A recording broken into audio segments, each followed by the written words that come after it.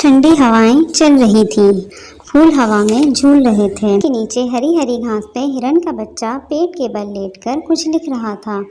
नन्हे खरगोश के इधर से गुजर हुआ तो हिरन के बच्चे को लिखता देखकर रुक गया। इसके पास जाकर बोला, क्या हो रहा है? हिरन खरगोश को देखकर संजीदगी से कहने लगा, कहानी लिख रहा हूँ। अच्छा ज़रा सुनाना तो सही, कहानी लिखा क्या है? नन्हा खरगोश हंसकर बोला। हिरन कहानी सुनाने लगा। लिखा है, किसी शहर में दो इंसान रहते थे। जो भी घास और चारा मिलता दोनों मिलकर खाते और रात को दरख्त पर घोंसले में सो जाते। ये सुनकर नन्हा खरगोश ज़ोर ज़ोर से हंसने लगा। क्या हुआ, क्यों हंस रहे हो? हिरन ने कहा। नन्हे खरगोश ने जवाब दिया, ये तुम्हें किसने बताया कि इंसान दरख्तों पर रहते हैं? खरगोश ने कहा, मैंने इंसानों के बारे में बहुत सी किताबें पढ़ी हैं। मेरे दादा इंसानों के दरमियान रह चुके हैं। इन्होंने भी मुझे इंसानों के बारे में बहुत कुछ बताया है। ये सब कहते हुए खरगोश का सीना फखर से फूल गया। देखो भाई खरगोश, बड़े बोल मत बोलो, इतना गुरूर अच्छा नहीं, हिरन बोला। खरगोश हिरन सही कह रहा है, चूहे ने झाड़ी के पीछे से सर निकाल कर कहा। वो देर से इन दोनों की बातें सुन रहा था। गुरूर का सर हमेशा नीचा होता है। अरे भाई, मुझ मोड़ो, तुम कहाँ से आन टपके? नन्हे खरगोश ने चूहे को छेड़ा। यहाँ तो ये बातें हो रही थी और इधर शिकारियों की जीप जंगल में दाखिल हो रही थी। शिकारी दूरबीन, कैमरा, जाल और बहुत सारी चीज़ें लेकर जंगल में शिकार खेलने आ रहे थे।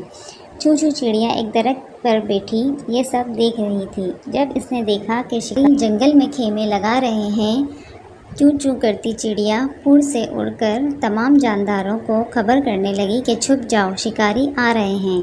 चू चू चिड़िया ने नन्हे खरगोश, हिरन और मुझ मोड़े चूहे को एक दरख्त के नीचे ज़ोर ज़ोर से बातें करते हुए देखा तो कहा कि जल्दी से अपने घर चले जाओ और बाहर ना निकलना, कहीं ऐसा ना हो कि शिकारी की हत्थे लग जाओ।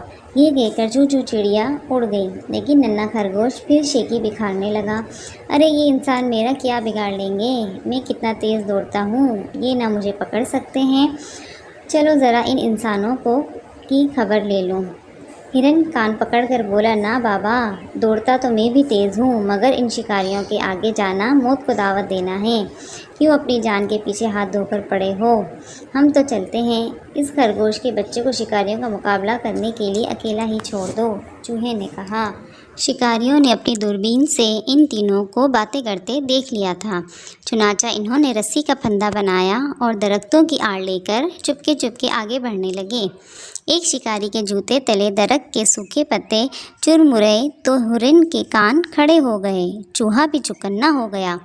हिरन भागो कहकर भाग खड़ा हुआ। चूहे ने भी हिरन का साथ दिया, लेकिन खरगोश हिरन पर रौब जमाने की खातिर वहीं खड़ा रहा। चुनाचा शिकारियों की जाल में फंस गया। उसे जाल में डालकर शिकारी अपने ठिकाने की तरफ चल दिए। इधर हिरन कुछ दूर तक भागते रहे, लेकिन जब इन्हें एहसास हुआ कि नन्हा खरगोश इनके साथ नहीं है तो वो रुक गए और सोचने लगे कि नन्हा खरगोश शायद किसी मुसीबत में है। चुनाचा वो दोनों पीछे गए। इन्हें दूर जंगल में आग जलती हुई नज़र आ रही थी। दोनों चुपके चुपके वहां पहुंचे और झाड़ियों की आड़ से झांका तो क्या देखते हैं कि शिकारी आग जला रहे हैं और बातें करते जा रहे थे कि खरगोश का गोश्त किस तरह पकाया जाए। एक तरफ नन्हा खरगोश जाल में बंधा पड़ा था।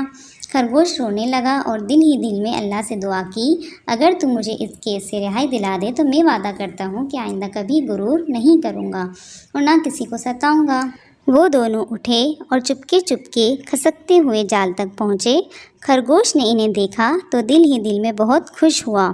चूहे ने जल्दी जल्दी जाल की रस्सियाँ कुतरना शुरू की और थोड़ी ही देर में खरगोश आज़ाद हो चुका था। इसके आज़ाद होते ही तीनों वहाँ से भागे और पीछे मुड़कर भी ना देखा। खरगोश ने हिरन को गले लगाया और इनसे माफ़ी मांगी।